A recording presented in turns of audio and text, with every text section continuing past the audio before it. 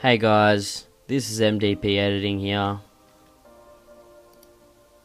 and I'm doing my first tutorial. This will be based on Mac. I'm using my iMac, and today the tutorial we're going to be using After Effects, Cinema 4D, and Buju. So if you don't have these three programs, you're not going to be doing this tutorial unless you get them. The tutorial that I'm going to be doing today is how to motion track 3D text into a COD clip or Call of Duty clip. Okay, so let's get started. First, you're going to open up After Effects. You're going to need to make sure you make a folder on the desktop saying sequence, and make sure you have your clip that you're going to use. Okay, so once After Effects opens up, I've already loaded mine into After Effects, so I'll just reload it in just anyway. No, actually I won't. You just load your clip into After Effects by file, import file, wherever your file is, you upload it, drag your file down to composition, and then you'll have your file just like running through. Well, I won't scrub through it because my computer's going to go slow. So you have your file in After Effects. You're going to check your frames per second, your frame rate, and you're going to remember to keep the same frame rate throughout the whole thing. So you're going to go composition, add to render queue. You're going to go to render settings. That's all good. That's all good. Use comps frame rate 59.94. OK. Output module. Then you're going to go to format and choose TIFF sequence. I know a lot of people do use JPEG sequence and PNG sequence, but I like using TIFF sequence. So yeah. And then you're going to go to output to. You're going to choose where you want to save it in your folder, which will probably be your sequence folder. And as you can see, I've already saved it, but I'll just save it anyway. And you're gonna want to have it so you have a small name to save it as, because if you have a long name, when you open up in Buju, it says error 300, file cannot be found. So you're gonna want to have a small name. So I'm just gonna keep mine as text2. Okay, so save, and then you're just gonna click render. So once you click render, it will render, and then that part is finished. Okay, so after you've rendered, what you're going to do is you're going to open up your Buju. You finish with After Effects after you render it into your sequence folder. As you can see, I have all of them there. So after Buju opens,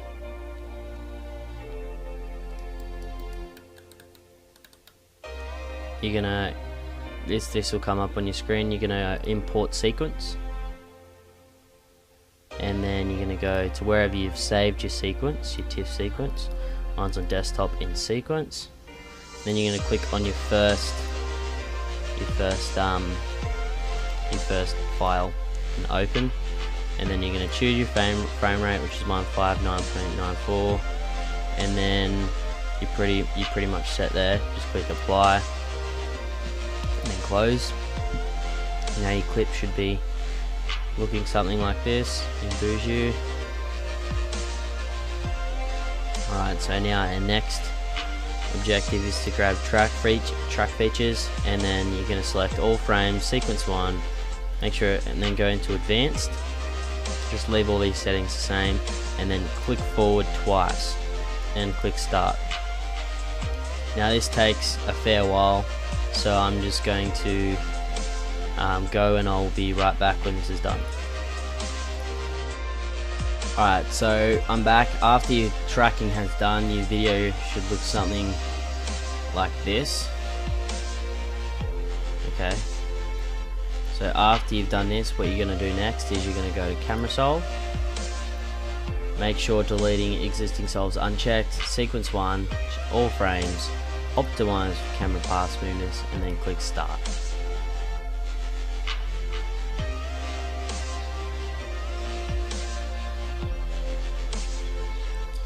This actually goes pretty fast, except it always seems to get stuck on 86.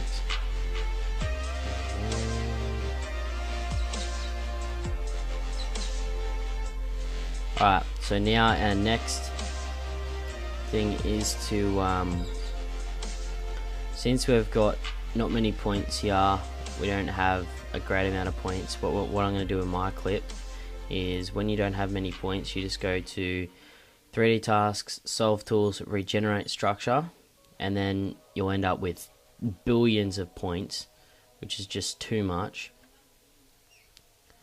And then our next step after that, since there's like way too many and the tracks are like falling particles in the friggin' video frame, our next step is to go back to tasks, 3D tasks, then go to solve tools, and then go filter structure, and from about 25%.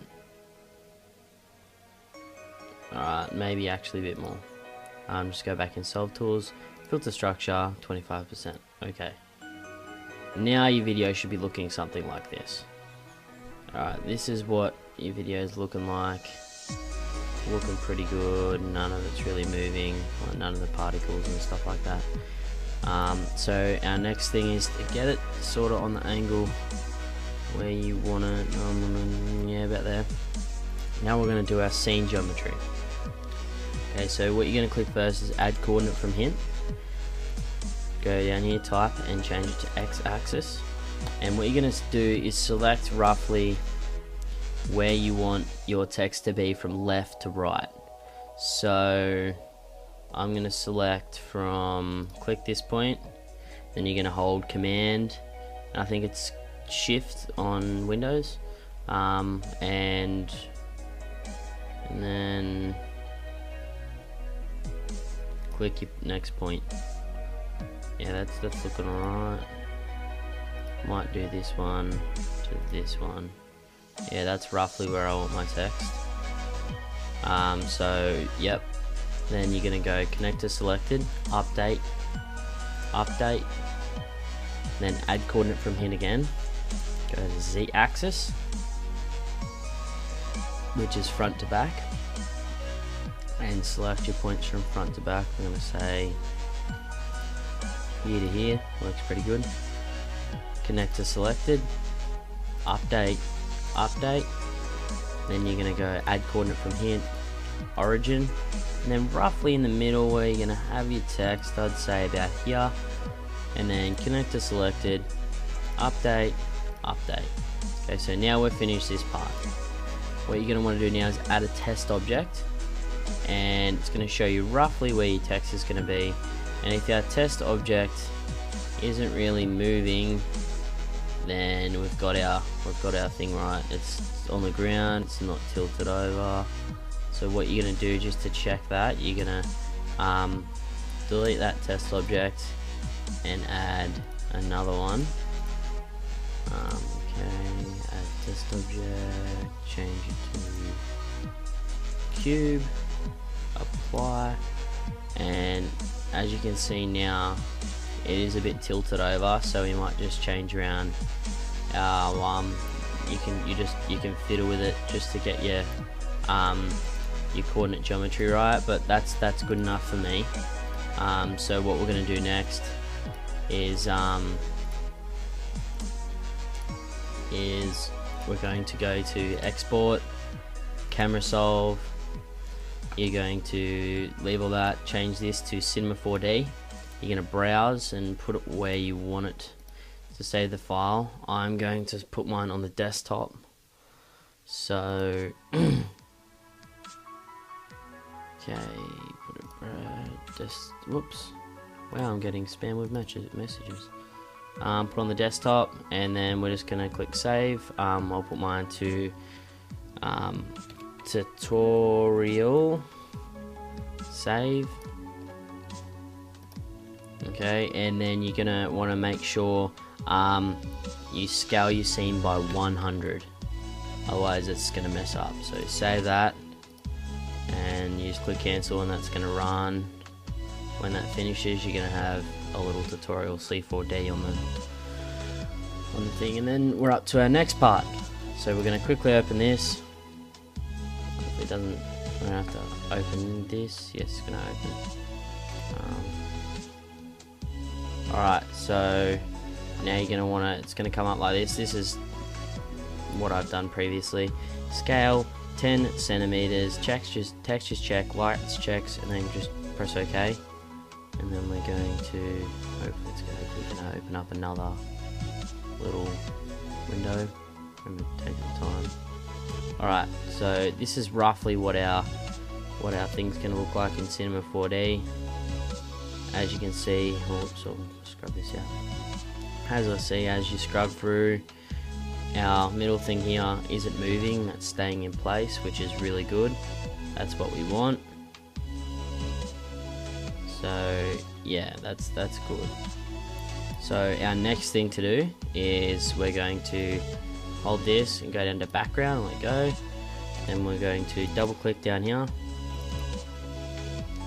double click again,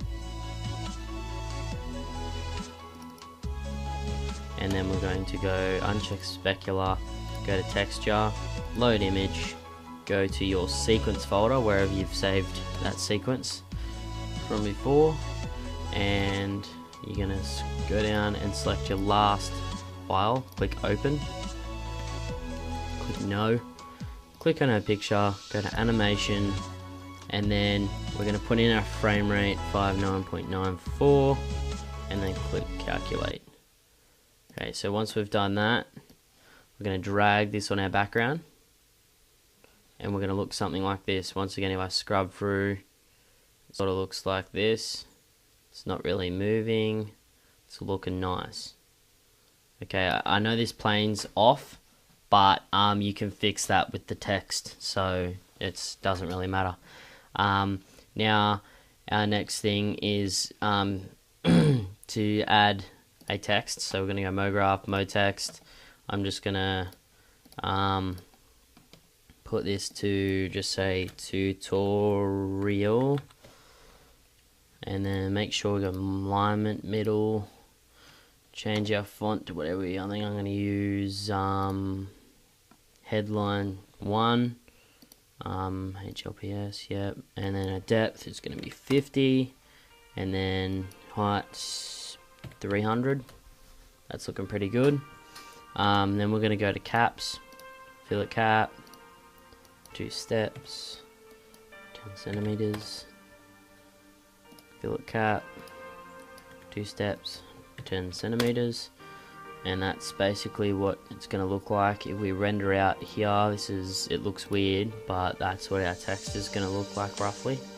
Okay, so now our next step is to add a plane. So we're going to go to floor, and then it's going to go right underneath this text here. We're just going to make this a bit bigger so we can add shadows, and wow, it's not going any bigger. Okay, that doesn't really matter. Okay, so now we're just going to put our same material on that's on our background to our floor. So we're going to press command and then drag upwards and put it on, and if you render it out, you see it's all dark and weird and it looks really sketchy. So what we're going to do, we're going to right click, Cinema 4D tags, compositing, uncheck self shadowing, and then click compositing background. Okay, so now when we render out, it's going to look much better in the scene.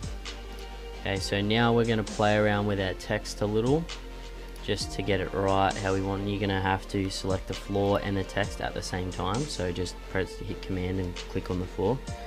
And rotate this how we want it. I'm just going to put it there for so it's looking pretty good. Yeah, that's looking nice. Let's move it around a bit.